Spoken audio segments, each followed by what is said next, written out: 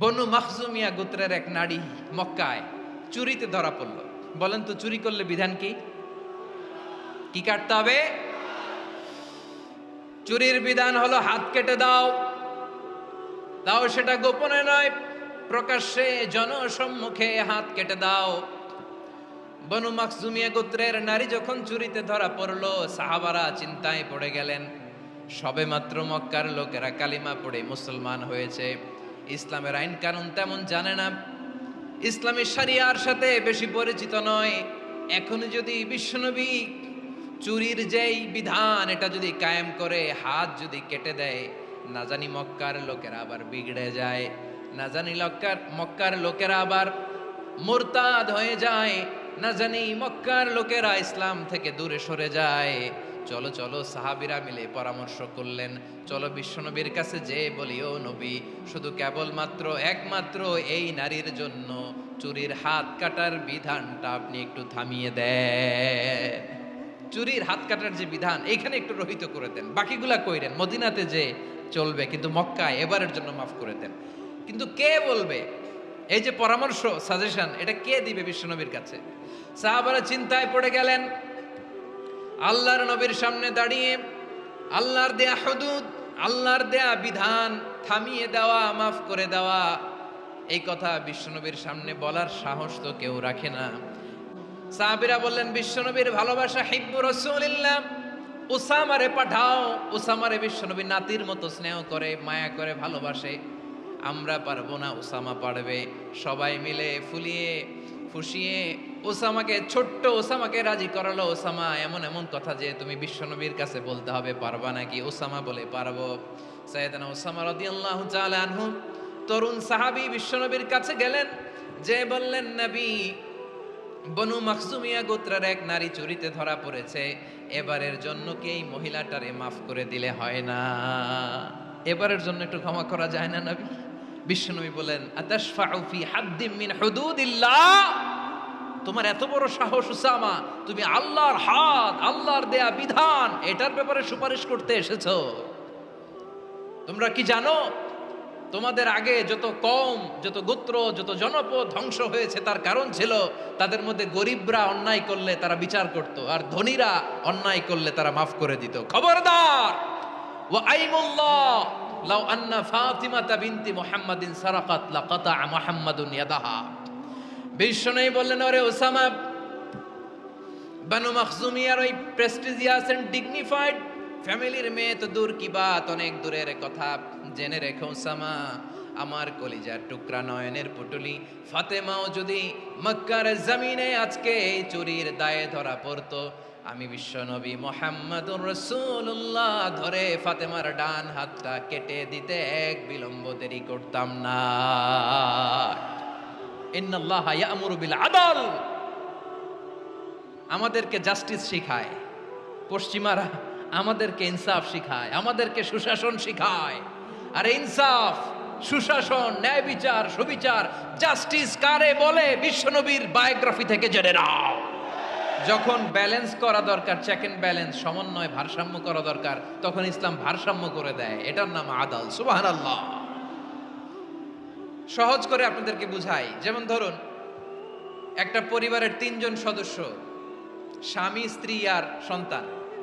তাদের সকালবেলার ব্রেকফাস্টে স্বামীর, সকালের নাস্তায় স্বামীর 3টা রুটি লাগে, স্ত্রীর 2টা লাগে, আর সন্তানের 1টা রুটি লাগে।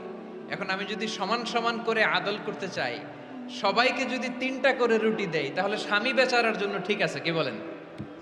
কথা কি বুঝতেছেন না কষ্ট হয়ে যাচ্ছে? যদি সমান সমানের নিয়মে আগাই, তাহলে 3টা করে যদি রুটি দেই, স্বামীর জন্য ওকে, কিন্তু স্ত্রীর জন্য 1টা বেশি হয়ে যায়। আর সন্তানের জন্য কয়টা বেশি হয়? আচ্ছা, এই তো বুঝতেছেন, মাশাআল্লাহ। আচ্ছা, 2টা করে যদি সবাই দেই সমান সমান নীতিতে, তাহলে স্ত্রীর জন্য, স্ত্রী বেচারির জন্য ঠিক আছে, কিন্তু স্বামীর কয়টা কম পড়ে? আর সন্তানের বেশি হয়ে যায় কয়টা? আর আমি যদি স্বামীকে দেই 3টা, স্ত্রীকে দেই 2টা, আর সন্তানকে দেই 1টা, তাহলে কারো অপচয় হবে না, যার যতটুকু দরকার ঠিক ততটুকুই কাজে লাগবে। চিল্লায় বলেন ঠিক কিনা? এটাই হচ্ছে ইসলামের আদাল, যেখানে যার যতটুকু দরকার তাকে সেখানে ঠিক ততটুকু দিয়ে দেওয়ার নামই হচ্ছে আদল। চিল্লায় পড়েন আল্লাহু আকবার। রব্বুল আলামিন বলেন, ইউসিকুমুল্লাহু ফি আওলাদিকুম লিযযাকারি মিসলু হাযযিল উনসায়াইন। আল্লাহ তোমাদেরকে ওসিয়ত করেন, তোমাদেরকে আদেশ দেন, উত্তরাধিকার সম্পদ যখন বন্টন হবে ছেলেরা যতটুকু পাবে মেয়ে পাবে তার অর্ধেক। সুবহানাল্লাহ বলেন। দেখেন, ছেলে যদ্দূর মেয়ে অর্ধেক, ছেলে ডবল পাবে। আপাত দৃষ্টিতে মনে হয় এখানে অবিচার হয়েছে, কিন্তু আসলে কি অবিচার হয়েছে? আপনি বিয়ের ক্ষেত্রে যান, ওইখানে আবার ছেলে মোহরানা দেয়, মেয়ে সেখানে মোহরানা পায়। তাহলে চেক এন্ড ব্যালেন্স, ভারসাম্য, ব্যালেন্স, মধ্যম পন্থা এখানে আছে না নাই? এটাই হচ্ছে ইসলামের আদল। আল্লাহ তাআলা এই আদলের আদেশ দিয়েছেন। বলেন, আওয়াজ করে বলেন, আমরা একটা শান্তির সমাজ চাই কি চাই না? আমরা একটা সমৃদ্ধ বাংলাদেশ চাই কি চাই না? আমরা একটা মানবিক বাংলাদেশ চাই কি চাই না? এই আয়াতে আল্লাহ তাআলা একটা মানবিক সমাজের রূপরেখা টেনেছেন। তার প্রথম কথা হচ্ছে, ইন্নাল্লাহা ইয়ামুরু বিল আদল। আল্লাহ তাআলা তোমাদেরকে আদলের নির্দেশনা দেয়, সুবিচার সুশাসনের নির্দেশনা দেয়। যে সমাজে আদল থাকে না সে সমাজে জুলুম মানুষের ঘাড়ে চেপে বসে। আদলের বিপরীত হচ্ছে জুলুম। আদলের বিপরীত কি?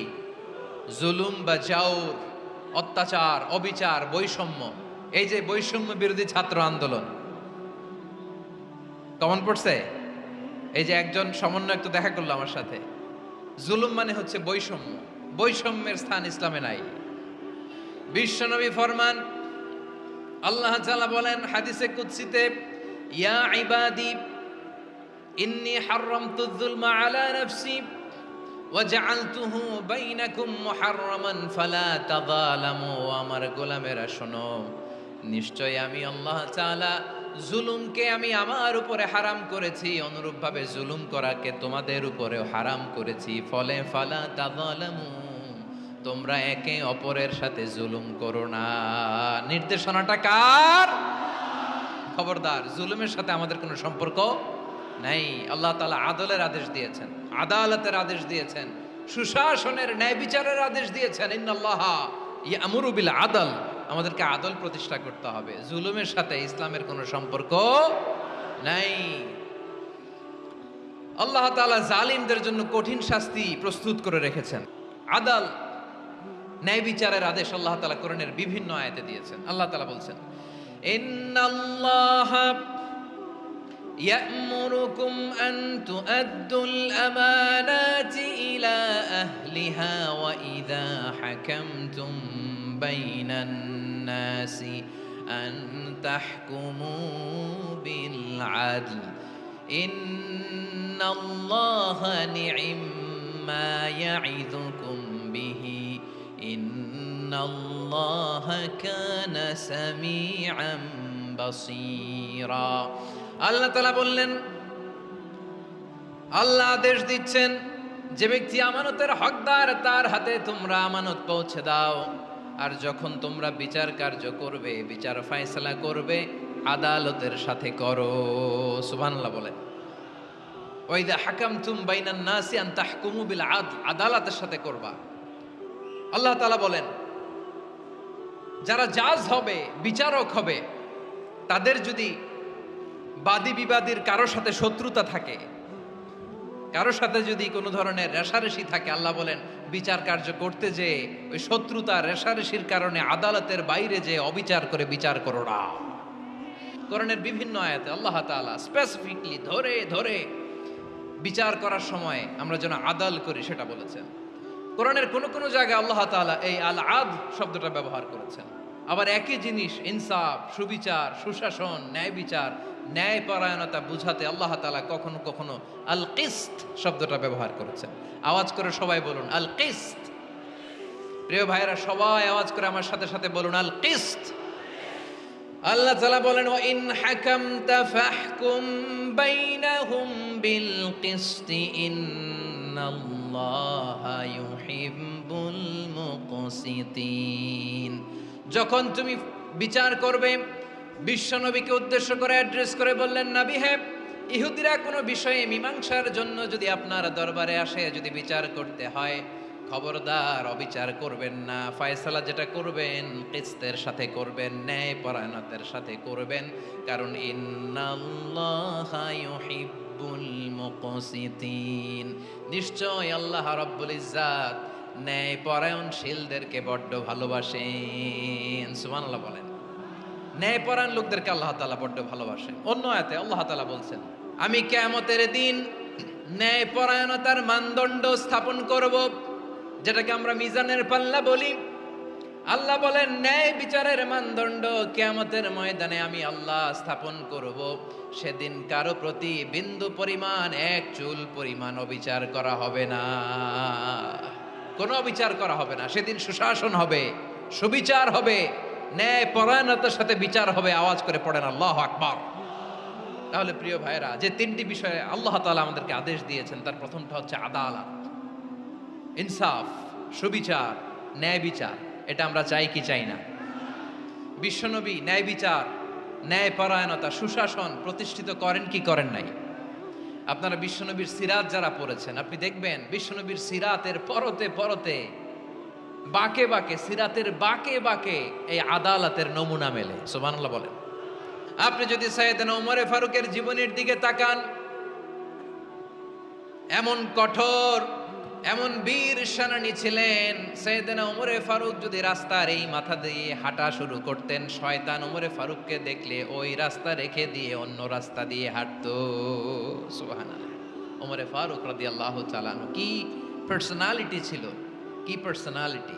আমাদের এলাকায় ছোট বাচ্চারা রাতে ভাত খেতে চায় না, আমার মেয়েটাও খেতে চায় না। এই এটা দিব, ওইটা দিব, আজকে মাহফিলে আসার সময় বলে দিছে লিস্ট করে এটা এটা আনতে হবে।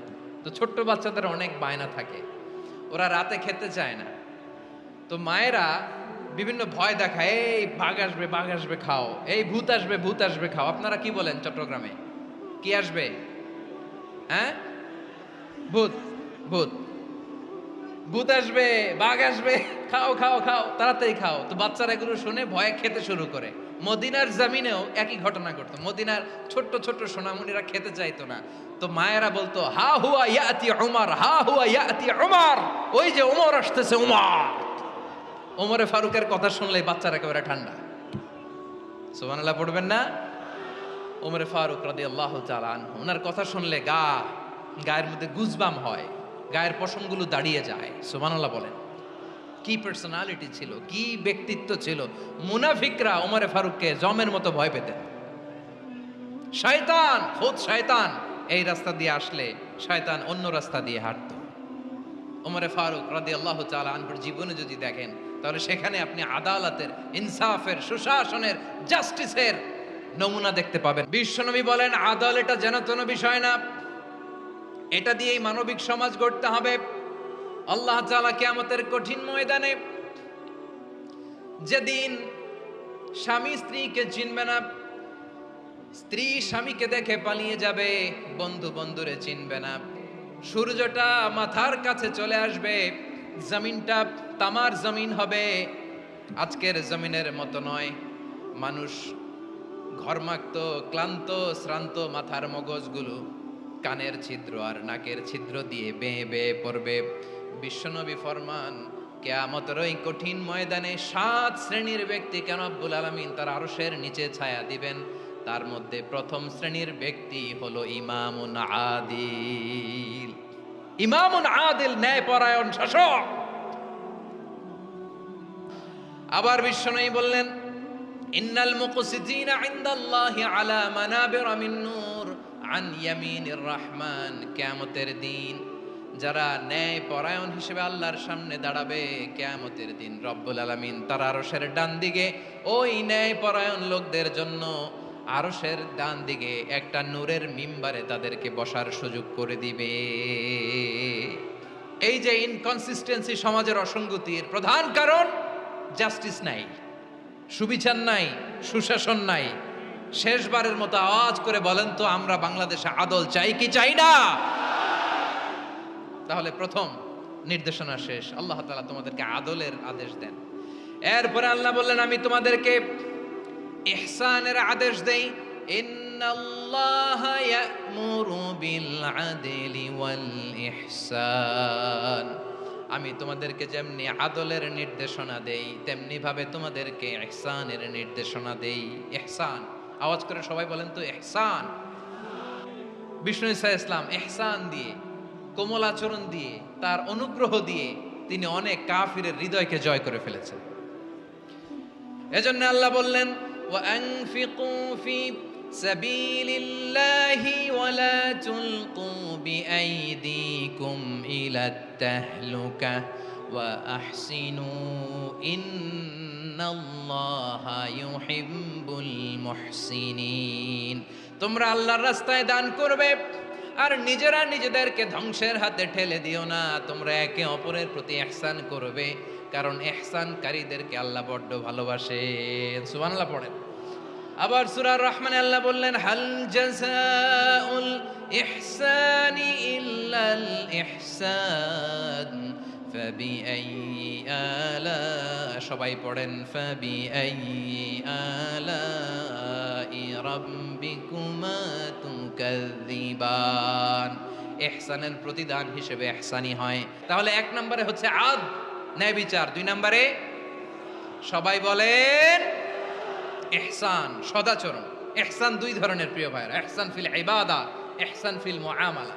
ইহসান ফিল ইবাদা হচ্ছে একাগ্র অনুভবে ইবাদতে ডুব দেওয়া, এর নাম ইবাদতের ইহসান। সুবহানাল্লাহ পড়ে। বিশ্বনবী বলেন ইহসান মানে কি জানো নাকি? হাদিসে জিবরিলে সাইয়েদনা জিবরিল আলাইহিস সালাম বিশ্বনবীকে বললেন আখবিরনি আনিল ইহসান। নবী আমাদেরকে বলেন ইহসান মানে কি?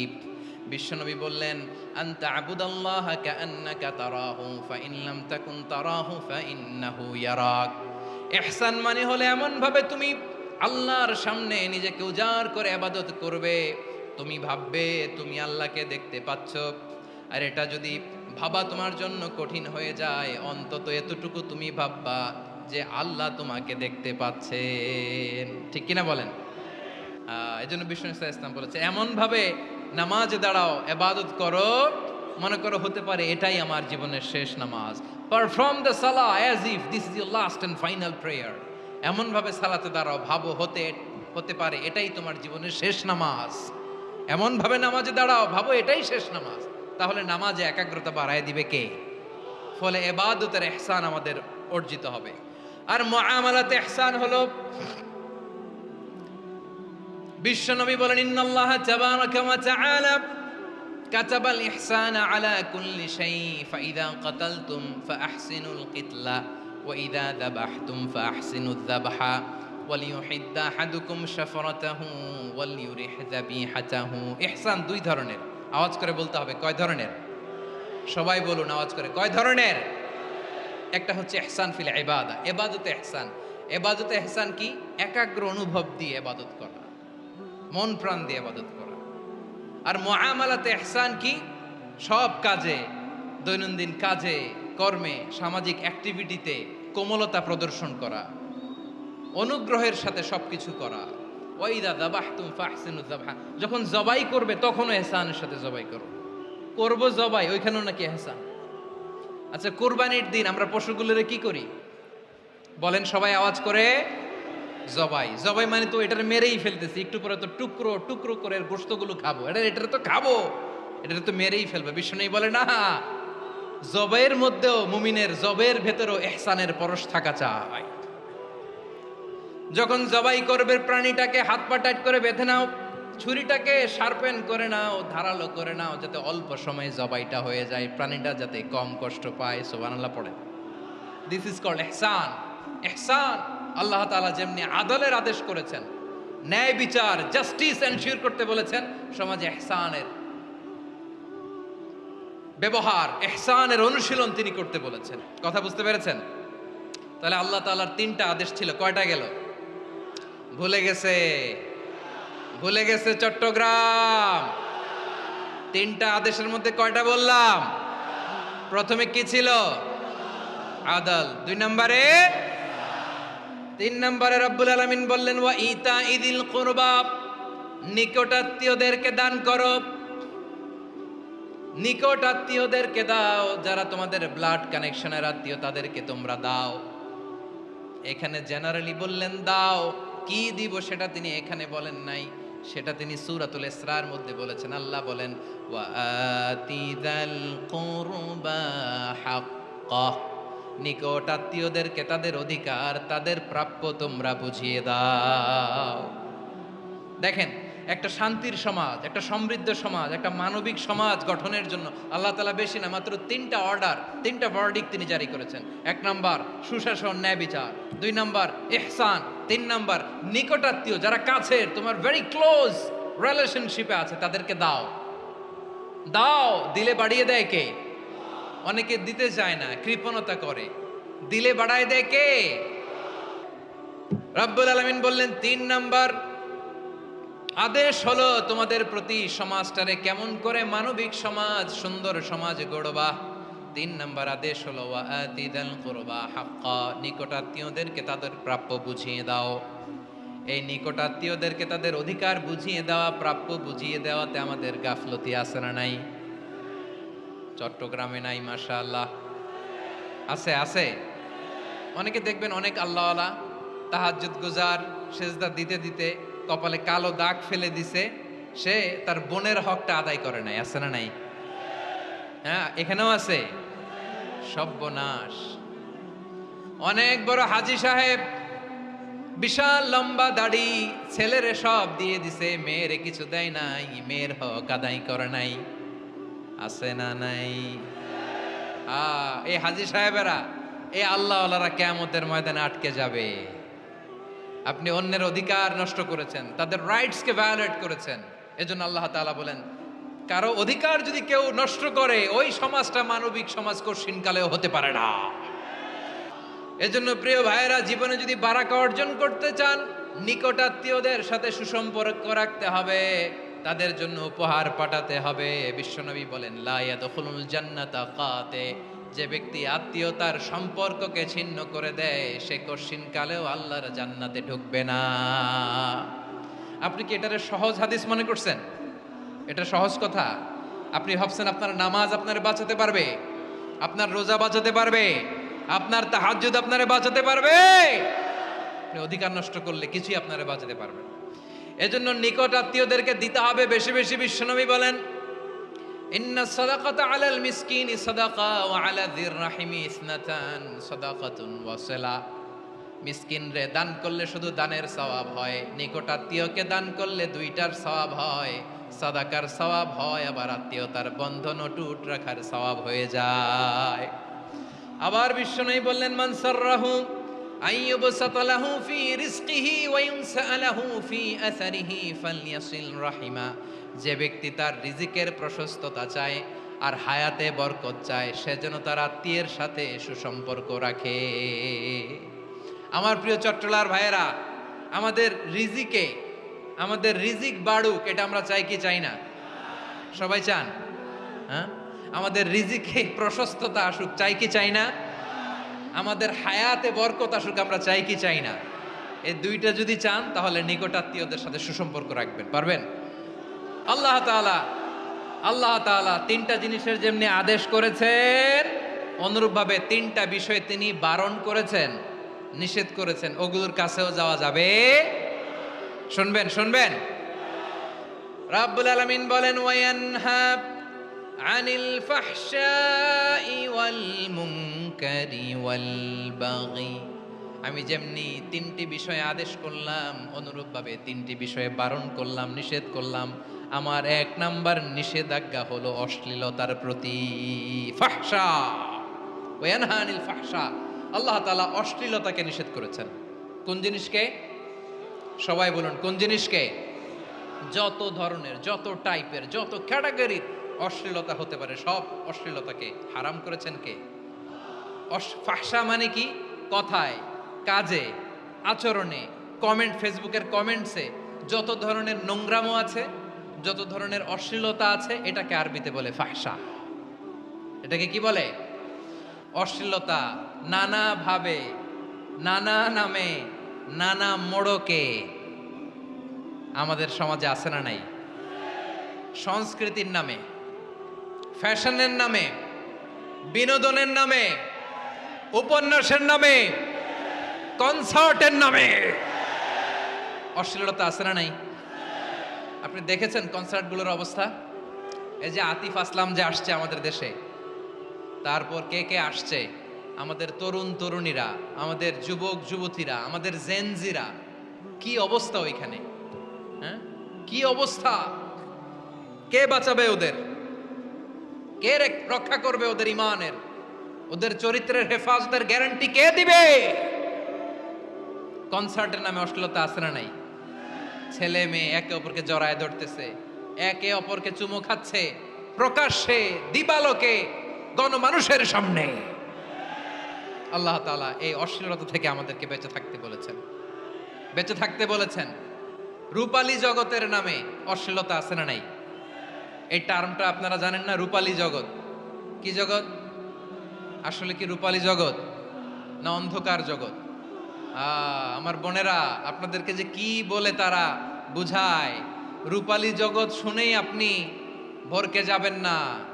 রূপালী জগতে যে নারী যত বেশি উলঙ্গ সে নাকি তত বেশি সাহসী। জানেন, বলে এটা একটা সাহসী নারী, খুব সাহসী পদক্ষেপ তার। শয়তানের প্রথমে এজেন্ডা ছিল বনি আদমকে বস্ত্রহীন করা। সে আদম এবং হাওয়া আলাইহিস সালামকে নিষিদ্ধ গাছের ফল খাইয়ে তাদেরকে বস্ত্রহীন করেছে। এই জামিনেও সে আমাদেরকে বস্ত্রহীন করতে চাইবে। এই রূপালী জগতের নামে তারা এটা করে। আমার প্রিয় বোনেরা, আপনি জানেন না আপনার দাম কত। ওরা আপনাদেরকে বিজ্ঞাপনের সস্তা পণ্য বানাতে চায়।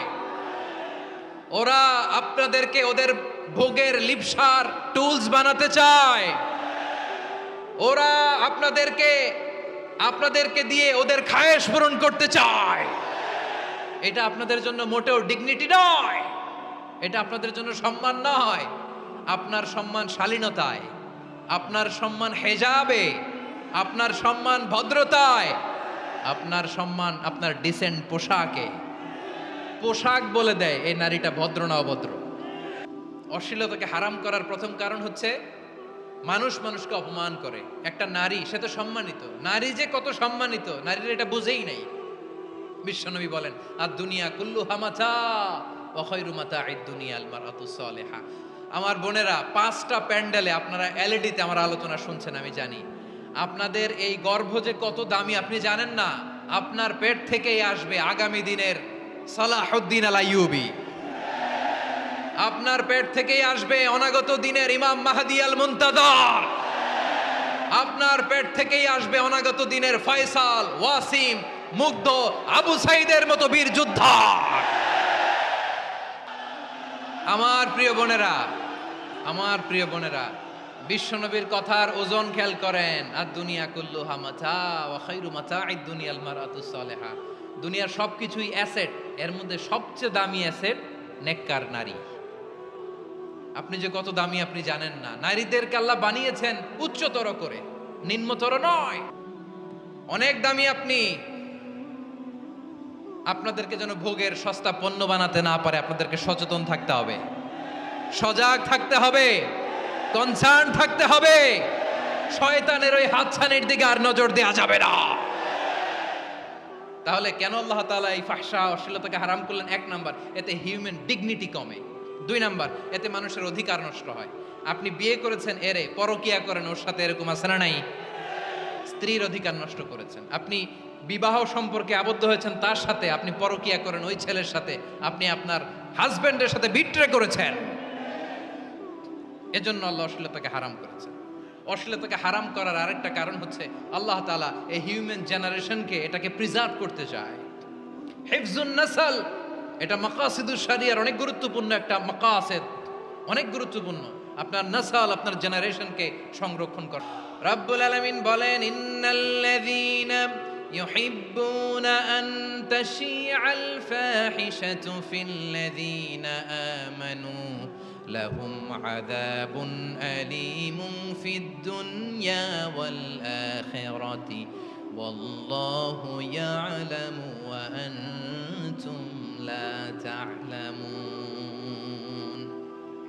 নিশ্চয়ই যারা বিশ্বাসীদের মাঝে অশ্লীলতার প্রচার প্রসার করতে চায় তাদের জন্য আমি মর্মন্তুদ শাস্তি প্রস্তুত করে রেখেছি, দুনিয়াতেও রেখেছি, আখিরাতেও রেখেছি। ঘোষণাটা কার? যারা এই নাটকের নামে, সিনেমার নামে, রূপালী জগতের নামে, মুভির নামে, ওটিটি প্ল্যাটফর্মের নামে আমার সমাজে অশ্লীলতা ছড়াতে চায়, তাদের জন্য কঠিন মর্মন্তুদ শাস্তি মজুদ রেখে দিয়েছে কে? ও আমার বোনেরা, এখনো আপনি জাগবেন না? এখনো আপনার চিন্তার দুয়ারে এখনো নাড়া পড়ে নাই? ওরা আপনাকে উলঙ্গ বানাতে চায়, ওরা আপনাকে আইটেম গার্ল বানাতে চায়। এজন্য ইসলাম অশ্লীলতাকে হারাম করেছে।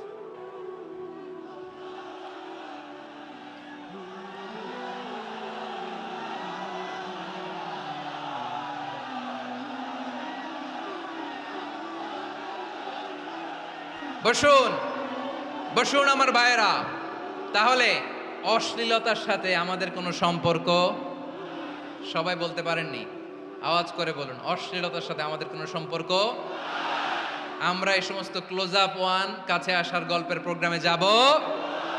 আমরা কোন ধরনের অশ্লীল কন্টেন্ট সোশ্যাল মিডিয়ায়, টিভিতে দেখব?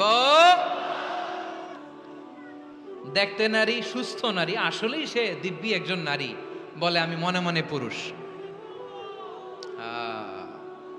সবচেয়ে ভয়ঙ্কর অশ্লীলতার সবচাইতে লেটেস্ট ভার্সন হচ্ছে এই ট্রান্সজেন্ডারিজম। সুস্থ পুরুষ তার বায়োলজিক্যাল গ্রোথকে হরমোন দিয়ে স্টপ করে দিয়ে সে সার্জারি করে নারী হতে চায়, সুস্থ নারী পুরুষ হতে চায়। ওয়ালুতান ইয قال لقومه أتأتون الفاحشة ما سبقكم بها من أحد من العالمين। লূত আলাইহিস সালাম বললেন, তোমরা কি এমন এক অশ্লীল কার্যক্রমে ডুব দিলে নাকি যেটা গোটা বিশ্বের কেউ কখনো করে নাই, তোমরাই প্রথম করেছো? পড়েন নাউযুবিল্লাহ। এই পশ্চিমের এই রোগ আমার দেশে যেন আসতে না পারে, আমাদের সজাগ থাকতে হবে। প্রিয় ভাইয়েরা, চিল্লায় বলেন ঠিক কি না? পশ্চিমের অবস্থা ভয়ঙ্কর, ভয়ঙ্করতম অবস্থা। আমরা একটা সময়ে শুনতাম যে হুজুর আমার ছেলেটা খুব ভালো, হাফেজে কোরআন, আল্লাহওয়ালা। হুজুর আমার ছেলে দাড়ি রাখছে, আল্লাহওয়ালা। হুজুর আমার ছেলে 5 ওয়াক্ত সালাত জামাতের সাথে পড়ে, তার মানে আল্লাহওয়ালা। পশ্চিমে যে আমি কি শুনছি জানেন? ওরা বলে হুজুর আমার ছেলেটা ইউনিভার্সিটির একটা মেয়ের সাথে প্রেম করে, ও খুব আল্লাহওয়ালা, হুজুর দোয়া করবেন। এর কারণ ওদের কাছে আল্লাহওয়ালার ক্রাইটেরিয়া হচ্ছে হুজুর আমার ছেলেটা আরেক ছেলেরে পছন্দ করে নাই, আমার মেয়েটা আরেক মেয়েকে ভালোবাসে নাই, এজন্য আমার ছেলেটা আল্লাহওয়ালা, হুজুর ওর জন্য একটু দোয়া করে দিয়েন। কি চ্যালেঞ্জ ওরা ফেস করতেছে! ওনার ছেলে যে আরেক ছেলেরে বিয়ে করবে না, এটাতেই উনি খুশি যে আলহামদুলিল্লাহ আমার ছেলেটা একটা মেয়েরে ভালোবাসে, আমার মেয়েটা একটা ছেলেরে ভালোবাসে, মানে এটা খুব আল্লাহওয়ালা। নাউজুবিল্লাহ পড়তে পারলেন না? এজন্য অশ্লীলতার সাথে আমাদের কোনো সম্পর্ক। রব্বুল আলামিন বলেন, ওয়ায়ানহা আনিল ফাহশাই ওয়াল মুনকারি ওয়াল বাগি। তিনটা জিনিসকে আমি নিষিদ্ধ করলাম। এক নাম্বার হলো ফাহশা, অশ্লীলতা। 2 নম্বরে হলো মুনকার, সমস্ত মন্দ কাজ। মুনকার, মুনকার হচ্ছে মানুষের স্বাভাবিক বিবেকবোধ যেটাকে খারাপ বলে, ওইটাই মুনকার। পৃথিবীর সব আসমানি গ্রন্থ যেটাকে খারাপ বলেছে, মানুষের স্বাভাবিক বিবেকবোধ যেটাকে খারাপ বলেছে, এগুলো সব মুনকার। যেমন ইফটিজিং, এটা কি ভালো না খারাপ? মজুদদারি, খাদ্যে ভেজাল দেওয়া, ওজনে কম দেওয়া, মাছে ফরমালিন মিশানো, চাঁদাবাজি, টেন্ডারবাজি, দখলবাজি, এগুলো আমাদের স্বাভাবিক বিবেকেই বলে এগুলো খারাপ, এগুলো হচ্ছে মুনকার। আল্লাহ তাআলা এই মুনকার থেকে আমাদেরকে বেঁচে থাকতে বলেন, আর শয়তান এই মুনকারের প্রতি আমাদেরকে উদ্বুদ্ধ করে। আল্লাহ তাআলা বললেন, ইয়া আইয়ুহাল্লাযীনা আমানু লা তাত্তাবিউ খুতুওয়াতিশ শাইতান ফাইন ওয়া মান ইয়াত্তাবি' খুতুওয়াতিশ শাইতানি ফাইন্নাহু ইয়া'মুরু বিল ফাহশাই ওয়াল মুনকার। আল্লাহ বললেন, ও আমার গোলামেরা শোনো শোনো, ও আমার বিশ্বাসী বান্দারা খবরদার, তোমরা কশিনকালেও শয়তানের পদাঙ্ক অনুসরণ করবে না, কারণ শয়তান তোমাদেরকে অশ্লীলতা এবং মন্দ কাজের দিকে উদ্বুদ্ধ করে। আমাদের কাজ হচ্ছে শয়তান আমাদেরকে যেদিকে নিতে চায় আমরা তার উল্টা দিকে যাব, ঠিক কিনা বলেন? রাব্বুল আলামিন বলেন, কুনতুম খায়রা উম্মাতিন উখরিজাত লিন-নাসি তা'মুরুনা বিল মা'রুফি ওয়া তানহাউনা আনিল মুনকার। তোমাদেরকে শ্রেষ্ঠ জাতি করে জমিনের মধ্যে আবির্ভূত করা হয়েছে, যাতে করে তোমরা জমিনের ভেতরে সৎ কাজের আদেশ করতে পারো আর অসৎ কাজের নিষেধ করতে পারো। উম্মাহ, কুনতুম খায়রা, তাহলে গোটা উম্মার দায়িত্ব, এটা বুঝতে পারছেন তো? আচ্ছা, আরো নিচে আসেন। এরপরে আল্লাহ বললেন, শুধু উম্মাহ না, এই জমিনের রাজত্ব আমি যাদের হাতে দেই, এই জমিনের মালিক আমি যাদেরকে বানিয়ে দেই, যাদেরকে আমি সরকারের দায়িত্ব দেই, তাদেরকেও মুনকার প্রতিরোধের দায়িত্ব দিয়েছে কে?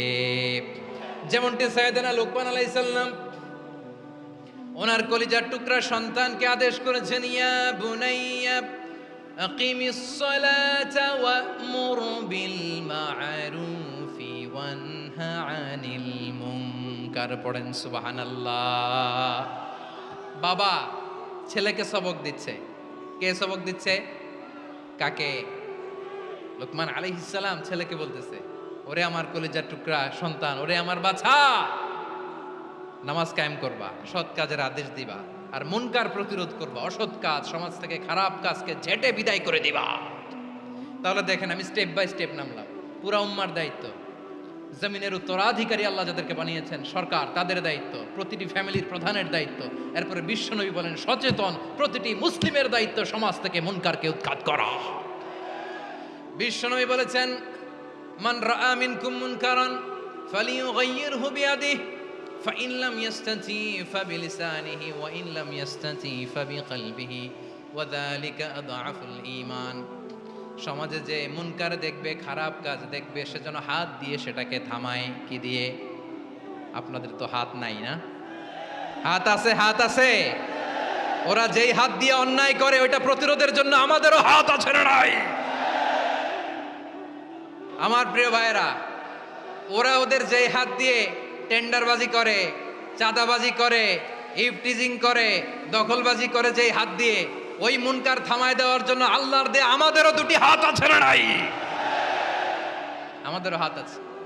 থামাইতে হবে, থামাইতে হবে, হিম্মত করতে হবে। আমার প্রিয় ভাইয়েরা, না থামালে আমরাই ডুববো শেষমেশ। আমাদের বাঁচার জন্য হইলেও থামাইতে হবে।